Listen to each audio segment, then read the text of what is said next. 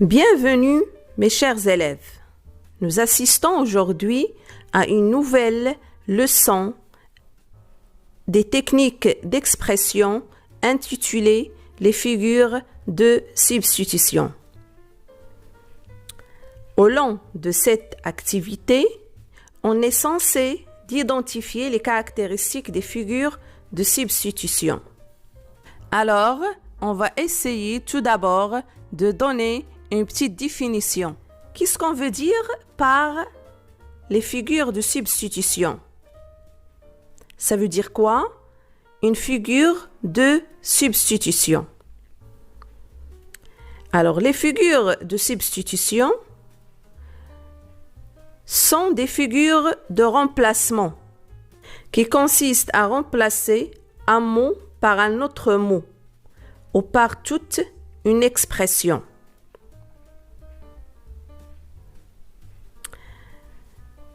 Les figures de substitution sont en nombre de 4. La métonymie, la synecdoque, la périphrase et l'antonomase. Commençons par la métonymie. Ça veut dire quoi, une métonymie? Comment peut-on expliquer cette figure de style et la bien comprendre?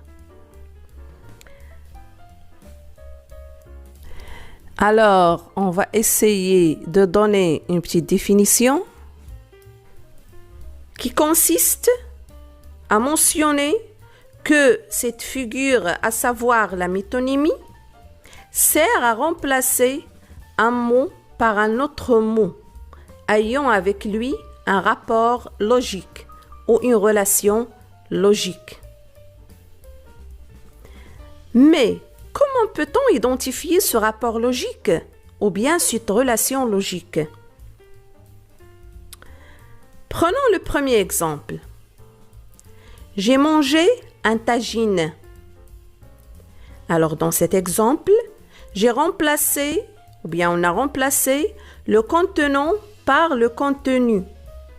On ne peut pas manger le tagine, mais on mange ce qu'on a dans le tagine. On mange le contenu d'un tagine. Deuxièmement, il a bu la mort. Alors ici, on essaie d'exprimer une relation cause à effet. Le fait de boire la mort signifie qu'il a bu du poison. Le poison qui a évoqué la mort. Donc la mort est l'effet du poison. Passons à l'autre exemple. J'ai bu un sidéli. La relation du produit et de son lieu d'origine se manifeste dans le fait que j'ai remplacé le produit, à savoir la bouteille de l'eau de sidéli, par son lieu d'origine, à savoir la source de l'eau, la source dont on obtient de l'eau pure. Pour l'autre exemple, j'ai lu un égout. Alors ici, je ne peux pas lire l'écrivain en tant que personne, mais je peux lire le roman qu'a écrit l'écrivain. Ça veut dire qu'on a une relation de l'auteur et son œuvre. On a remplacé l'œuvre par son auteur. Ça veut dire qu'on a lu une œuvre de Victor Hugo. Pour l'exemple suivant, c'est une bonne raquette. Alors pour dire que c'est un bon joueur de tennis, j'ai remplacé l'utilisateur, à savoir le joueur, par l'objet, à savoir la raquette. Donc la raquette remplace son utilisateur, le joueur du tennis.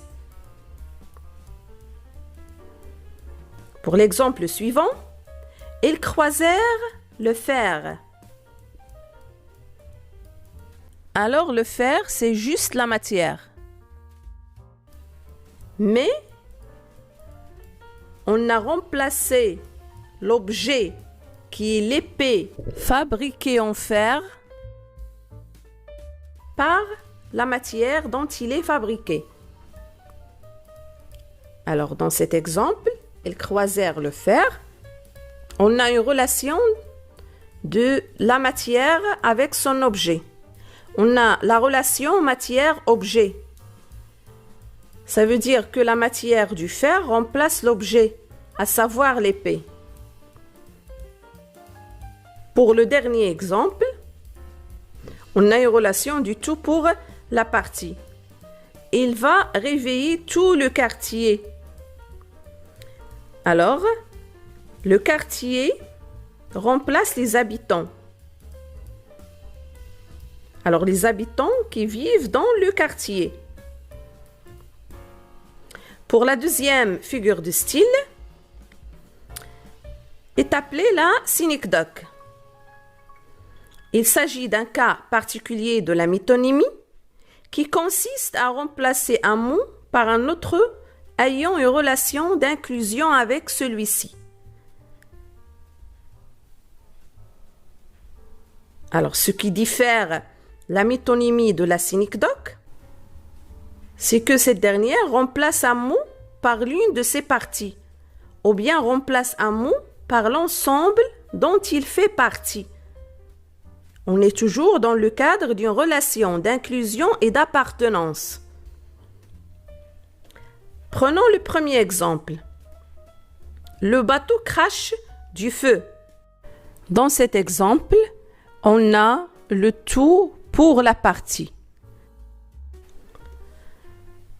Le bateau, pour désigner la cheminée, qui est une partie du bateau, qui fait partie du bateau.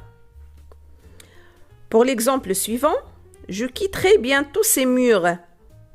Alors ici, il ne voulait pas dire les murs, mais les murs désignent la maison. Dans ce cas, on parle de la partie pour le tout. Passons maintenant à la troisième figure de style, à savoir la périphrase. Alors cette figure consiste à remplacer un mot par une expression qui le définit. Autrement dit, qu'on a remplacé un mot par un groupe de mots qui le définit. C'est-à-dire qu'on essaye de remplacer un mot par sa définition, tout simplement. Prenons le premier exemple. La ville rose.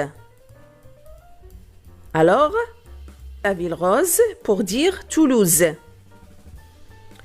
Je peux par exemple vous dire le roi des animaux. Le roi des animaux, c'est le lion, pour parler du lion.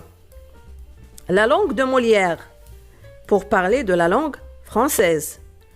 Par exemple, la langue de Shakespeare, alors pour parler de la langue anglaise. Par exemple, je peux vous dire la capitale économique du Maroc. Alors pour parler de la ville du Casablanca.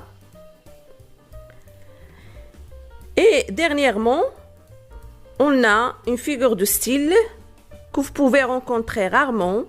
Alors c'est l'antonomase.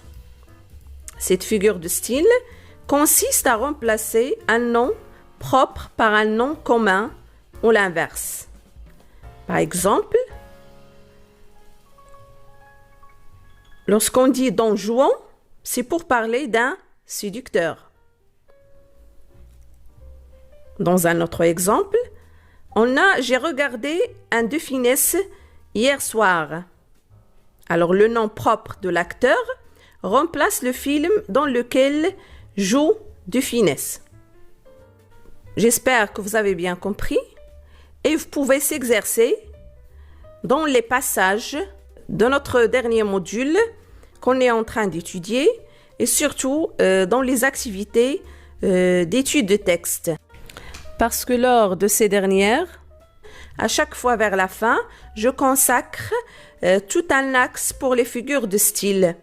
Et à chaque fois, je vous demande d'en chercher d'autres, ce qui vous permet de bien s'exercer. Merci pour votre attention, mes chers élèves. J'espère que j'ai pu opter pour une explication simple et claire pour que vous puissiez bien comprendre.